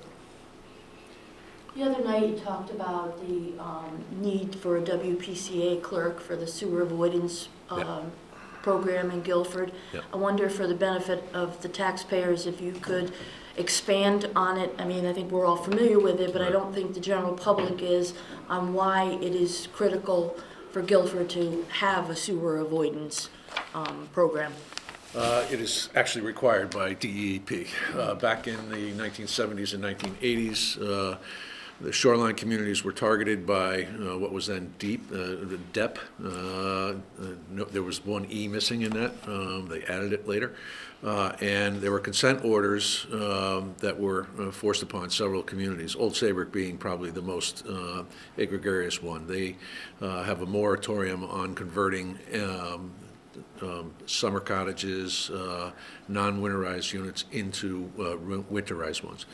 So DEP, or DEP at the time, excuse me,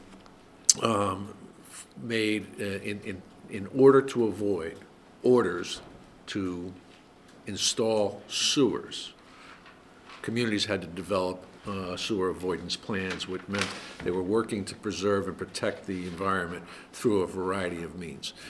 We have, I think it's 14 points. Sonia's on the line, and she can certainly help me out here as well. There are 14 action items within the plan that we developed for sewer avoidance. And I think the last time that was updated was 2004, around that time frame. And as I stated the other night, we had a line item in the budget for a number of years. It peaked in 2008, 2009 at about $38,000 for a position for just managing the sewer avoidance program. In 2013-14 budget, it was eliminated, and it was to have been absorbed within the remaining members of the health department. We know that there is a strong chance that DEP is going to be coming back around and talking to us, to other communities, because they seem to have become satisfied with their efforts down in the eastern end of the shoreline. And we know that Madison and Guilford are the next layer of targets. So this position, I think, is essential for us to ensure that we are in compliance with the plan that we have committed to DEP to do on an annual basis. And I applaud Sonia, who came in at exactly the wrong time, but for Guilford, she came in at the right time. The wrong time for her because it was just at the onset of COVID, and has been slowly working her way to focusing on this issue because it's so significant. And she had experience with these programs on the eastern side, a little further east of us. I think it was Clinton and Westbrook, if I'm not mistaken, Sonia. So this has been something that has been nagging, and we are addressing it now because it's time we did so. Sonia, did I miss anything? No, you're spot on, Matt. You're spot on. Well, that just means I was listening to you when we talked about it.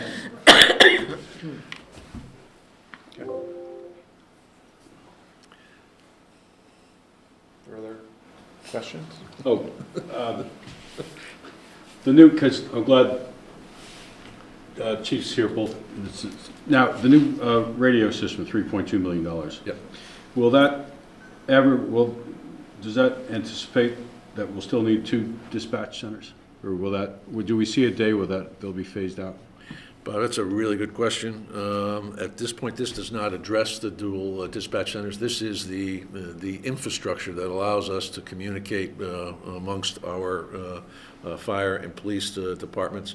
The consolidation of the PSAP is one that I will leave to the respective chiefs to discuss. We have a 911 center, which is in the basement of the town hall. Those calls are received and then directed either to police or fire. There is obviously an opportunity to do something, but there are some unique requirements of both of those positions. I don't know if either chief wants to talk briefly to that point. There's always going to be 2 dispatchers. It just depends on where they're located. They do 2 different functions. One is trained to handle all emergencies, emergency medical dispatch, fire emergencies, and our people have to be certified to that level. Police department dispatchers do not have to be certified to that level. So there's always going to be 2 dispatchers. All right, thanks. I get asked about that a lot. Yeah, And I'm sure you do. it's been an old thing for years, right? And it's not broken, and it works very well. Is that the way it is in most towns? I think one of the most important pieces that people need to recognize of 2 separate pieces is a Plan A and a Plan B. The police department is a public-facing dispatch center, which means that anybody from the public can walk in. And you've seen some of the signs when you come into the police department say, do not bring white powder, don't bring any toxic chemicals. Because that's open to the public, one of the key components to the fire location, the PSAP, is that there's no public entry. So that's super critical in those in those specific situations. So the police department, I don't think they plan on leaving the police department with no dispatcher or police officer in the front, and the fire department's a secure center. In the event that there's a fire in one building or a water break or any sort of emergency, we have redundant capabilities in 2 different places, actually in 3 different places in town, also in the Emergency Operations Center. So that's a big component of the upgrade of this critical infrastructure. Thanks. Can we go a little further on the subject? Sure, go. So, I'm recognizing this is one of the biggest bonding requests we have this go-around. So at $3.2 million, I thought we'd have a little discussion. And I've been trying to dig into it, and I apologize if I don't have some of this right, but is this related to the bond request we had for the towers originally for this communication system? Good question, yes.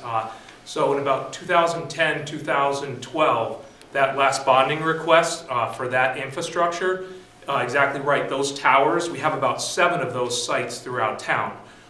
The critical piece is the towers, just like your house is a long-term investment.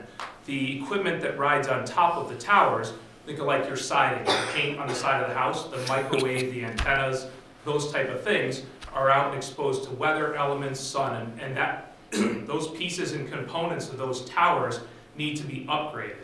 Okay, I didn't know if we were doing work with the towers. I actually thought at the time we did the towers, we didn't think we'd have to replace the radios because they were compatible. Was that? It's a long time ago now. 10, 12 years ago. So we're not in terms of the backbone. So think of it like your cell phone, right? Yep. We've gone from 3G to 4G to 5G, right? As technology changes, and as we've gone through there, Verizon's turned off the 3G. Well, that tower infrastructure, the microwaves, those pieces that link it, work together on those types of frequencies. And as technology changes, just like your iPhone goes from a 4 to a 5 to a 6 to a 7 to what are we up to, a 14 now, that stuff needs to be upgraded, the firmware and the software and those pieces. So we're at about that point where we're repainting the house or re-putting, cleaning the siding on the side of the towers. That's like the heart of it, right? We're going to replace the radios that are 10, 15 years old, or well, not just radios. So it's important to understand. It's not just radio today. Most of the data and communications is actually data that rides across it. Yes, there's radios underneath, but when we communicate from point to point, not just microwave, we also have fiber. So that voice radio communication actually travels through fiber. Like if you see them putting fiber and stuff all down the infrastructure of the poles, like Frontier's out there now, that fiber has become a vital link to all of our communications, whether it's cell phone, radio, any mission critical or communications equipment. So it's not just a base station radio like it used to be 15 years ago. There's a lot of other components. There's also that software requires systems, switching gears, network gears, not just like a tube and a radio anymore. All right, another question. I apologize for the way my mind works, so I don't remember this stuff, but I think we replaced portable radios already. Do we have to replace those again? So portable radio replacement, just like your cell phone, as you update infrastructure and bring it up. So one of the critical pieces to this project is Public Works and Park and Recreation. So Rick's Park and Recreation bus is currently in what's called low band or low band frequency. And also Public Works is in that same low band frequency range. As times have changed, they're not what's called P25 compliant. Same thing, 3G, 4G, 5G. It doesn't meet the current stuff. So that equipment is end of service life. If we wanted to go order another radio for Terry or for Rick or for Dave at Public Works, the parts are, we can't order brand new radios in that band. So part of this project is bringing the band up to match police, fire, Public Works, and Park and Rec, so they're all within the same spectrum. Is that a yes, though? Do we have to replace the portable radios again? Portable and mobile, so also mobile. So I don't know how many vehicles, Rick, you have about 10, 12 vehicles at Park and Rec. Public Works also has about 36 vehicles, so all the plow trucks and all of that, all of those vehicles are also part of that. So to answer your question, yes, in terms of replacing that type of equipment to bring it up to current standards. Now, what's the big bang for the buck? Is this so that our safety officers can talk to the state, they can talk to the FBI, or does it put you all in the same? The most critical part of this upgrade is that we can talk to each other. Okay. So when we have a fire, that our firefighters can talk to the dispatchers, we can all talk to each other. The police officers, when they make a patrol stop or they're anywhere throughout town, they can effectively communicate. We can all communicate collectively within the town. That's the most important part, that we can communicate with each other. Second to that piece is also the backbone. We have much greater capability and interoperability to interface with our regional dispatch centers and the state of Connecticut. So really, it's bringing us up with, like I said, it's like painting the house or cleaning the siding. It's stuff that needs to be brought up to today's times. And another big piece of the project is cybersecurity. So cyber is another one of those pieces where, because a lot of this software and equipment there's always vulnerabilities in every one of our computers and our phones. This brings us up to the most current technology in terms of security of our systems and making sure that somebody from the outside can't get in. All right, I appreciate you talking about it. It sounds pretty complex project, actually. And if you want, stop down to the firehouse. How many radios will we replace, approximately? It seems like a lot of money, $3.2 million, right? It does, and if you look at last bond for this, was just about the same amount of money. It's about $3 million to bring this stuff. We're not building new towers. We're not adding new stuff. We're basic, the radio pieces, yes, we are bringing them up to current times, but there's end of service life equipment that needs to be brought up to today's standards. And what's the expected lifespan? So like the tower interest, like a tower itself, 30 to 50 years. The actual microwave, that stuff that sits out in the sunlight, the weather, rain, snow, everything else, is about that 10 to 15 years. Its breakdown and deterioration from being outside happens over those shorter periods of time. But part of that is also tower inspections. Just like we would check our house and make sure the roof's good and everything else, our towers are getting inspected, making sure they're still compliant with the regulations and we're meeting the current standards. All right, I got to ask this question. This may kind of swing back over to you, though, Matt. That's fine. So, I'm all excited that I found this guidance on ARPA money, but I think this kind of works towards this project, possibly. It says investments in critical infrastructure is particularly well-suited for the use of ARPA funds. Is this project, can this fall into the ARPA funds? Because this is some pretty big dollars for the town. It certainly could, but as you might recall, this board has been in agreement with the Board of Selectmen in terms of how we've already allocated a substantial portion of the ARPA funds. So I dare say that we don't have the 3.2 million left.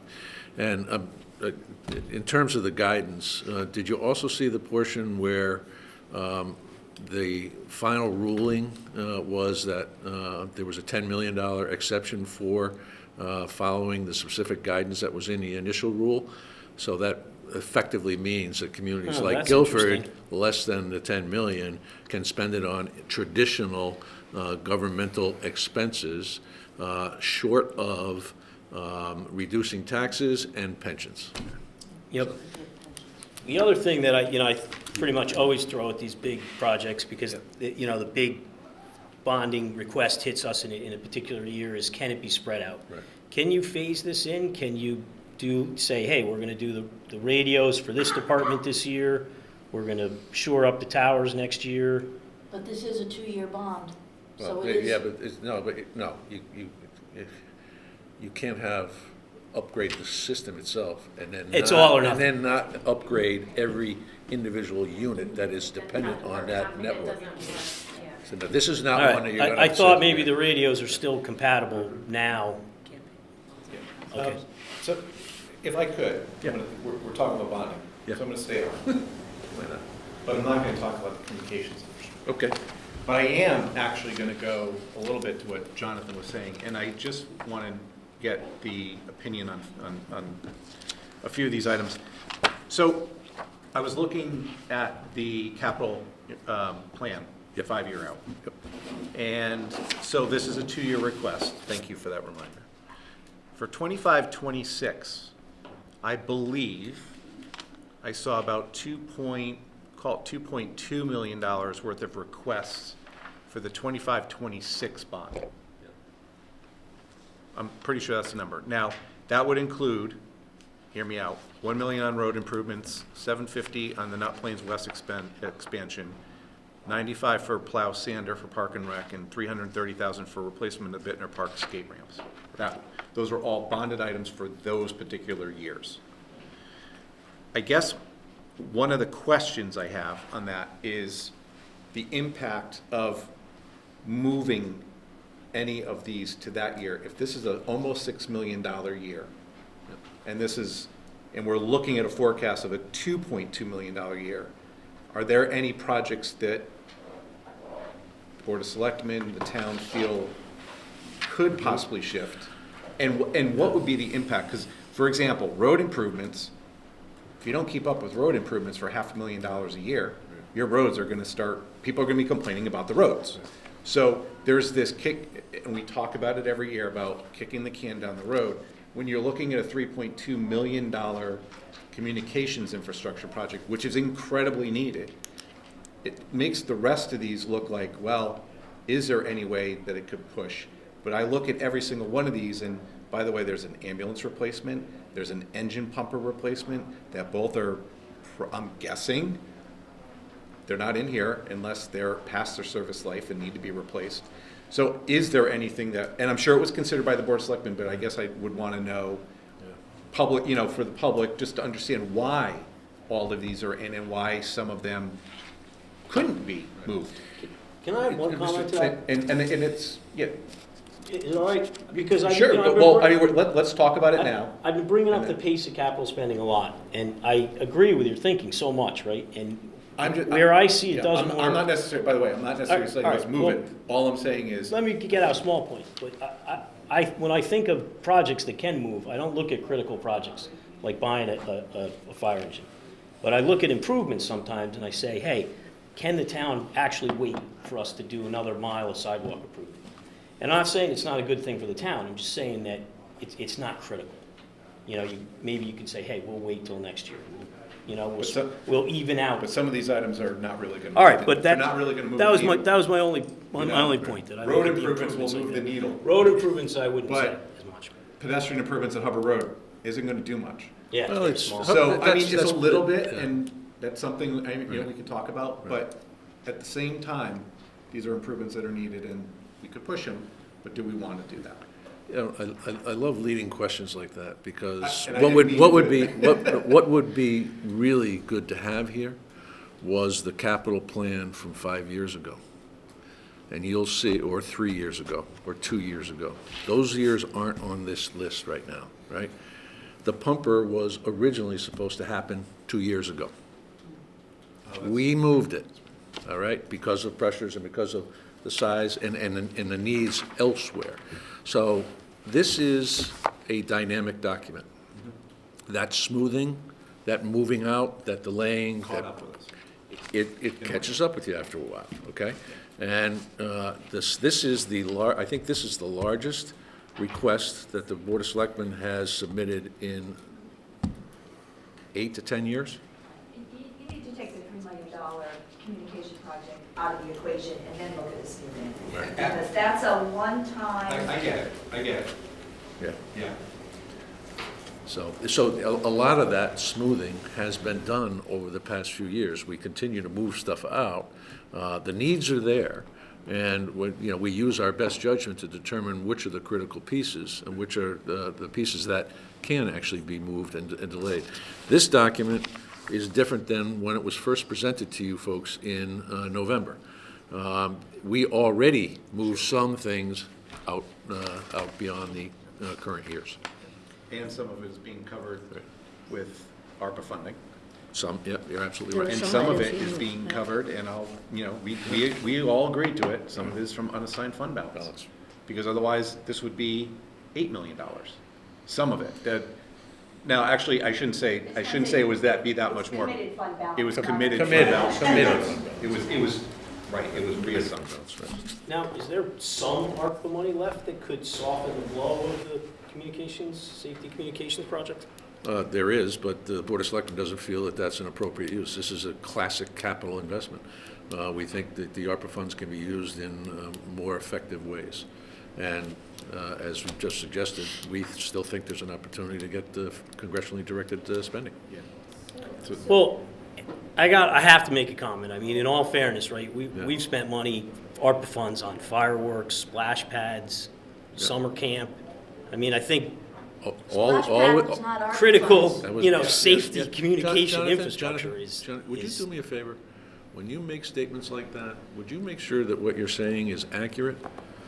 Because we did not use ARPA funds for the splash pad. All right? I applaud your intellectual curiosity, Jonathan. Well, then hear me out. Here, I have a piece of paper from your office. It was originally thought of for ARPA funding. It was originally part of the plan. We received an anonymous donation to cover the entire cost of the splash pad. It is no longer in the ARPA. In all fairness, the last communication I got has it listed on as an ARPA. So that's what I'm going on, what I was given by the town. Thought I had to note that it was gone. It's okay. Well, that's good, but I'm just, Then I apologize. it wasn't an attack on the splash pad. I'm just saying that the critical infrastructure, I thought would be a good use for ARPA, in this guidance, it seems to agree, says investment in critical infrastructure is particularly well suited. Right. We feel there are significant other needs that are better suited to utilize ARPA funds, particularly since this is a traditional vehicle that or expenditure that you would bond for. All right? When will you know the answer to the federal? July. Not until July. Yeah, July would be best efforts. It depends on how well they can get together and pass a budget. So. And if this is passed in the bonding request, when would shovels go in the ground? We put shovels in the ground as soon as the bonds are approved at referendum. And as I indicated, we traditionally fund these programs out of unallocated funds, right, or unallocated fund balance, and then we reimburse ourselves. So so obviously we would be taxing the taxpayers based on the full amount, the 5.9? No, we aren't taxing anybody until we actually expend the funds. Okay, so there is an opportunity then with the grant. Right. To lower the burden. Absolutely, that would be. Okay, so that's, yeah. That's good. That is. Yeah. As we do with all of our bonding, whether it's for the town or the school, all done through my office, we use funds that we have in reserve to cover the cost of all the projects. And then once a year, I bond to recoup those funds. If we know that we have grants coming, as in the case of the security grants that we had many of through the school, if we knew those grants were coming, I did not bond for that money. We would, if at the end of the project something fell through and we didn't get it, then we would bond, but we only bond money that we've spent and money that we do not anticipate coming from any other source. But you could put all of these projects in a bond authorization today, and you would not see the expense a year from now. And the tax liability is, what's the See that in timing the of bond. that? So when we present you the debt, that's what we've bonded. Yeah. That's where it is. We anticipate a certain amount that we would need. We estimate $5 million a year that we go. The past couple of years, I've only done 3 and 4 because that's all we've needed during ARPA. The school, there were a lot of projects at the school that were on hold, and the town side, supply chain, we haven't been able to get things, so we haven't needed to bond for those because we haven't spent them. So the only bonding that the taxpayers are paying in this budget is the 10 million in the Correct. debt service line Exactly right right. now. It has nothing to Exactly do. right. And that's an accumulation of all the projects, From the high past school, everything is all. Okay. spend. So there's a chance Of this actual is spend, not much projected lower. spend. I guess what I'm trying to get Right. at is like, there's a very high likelihood that this is much lower than, But you need the authorization Right. because we need the project. Right. correct, But if we yeah, authorize it, it doesn't mean that the taxpayers are paying more right, in this year's There's no budget. escaping the project. right. All I was Right. trying to do is say, there's a high There is likelihood a that likelihood, and the it's, timing is to our advantage, all right? Even though there seems to be some discord down in Washington about getting budgets passed, but we would not need to make a determination that we actually had to borrow this money through bonds until we go to the market in August of 2024. oh, so you have enough time. We've got Yeah. plenty of time. Okay, Because that's the window. We usually go to the markets in August. We would not be going to the market this August for this project. It would be the following year. yeah, so you'd have plenty of time. Yeah. Change gears. Question? Yeah. You want I want to change gears. Insurance. Yes. I don't remember, I don't think it was in the presentation, I think it was in my notes, that we had gone out, town had gone out, and there's a reduction in the operating budget on insurances. But on medical, I think it's worth at least mentioning that the medical's back out to bid. And what's the timing of, there's 2 questions. One, what's the timing of when we'll learn about the medical decision on what we decide to do? And 2, what is the impact cost-wise? Because I don't think it's an incredible amount, because it's administrative fees mostly. We heard that, I think, on Tuesday, so those are the 2 questions. There are 2 things we're going out. Because we are self-insured, the 2 components, the 2 components are the administrative fee by the third-party administrator, and that we are going out to bid for that. There's not a lot of competition in that marketplace, all right? And there's also, significant changes that would occur in terms of, processes for our employees. Less likely that that's going to produce significant savings. What we're most concerned about is a stop loss, because that number has spiraled over the years. For a number of years, we did very well with our stop loss.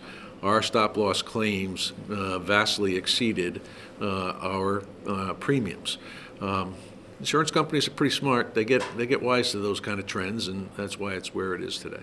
So, And we won't know about the stop loss. The stop loss companies will not bid on the product until April. They want to see 3 quarters of our year of data before so our consultants have given us April as a time period of when we may have that information.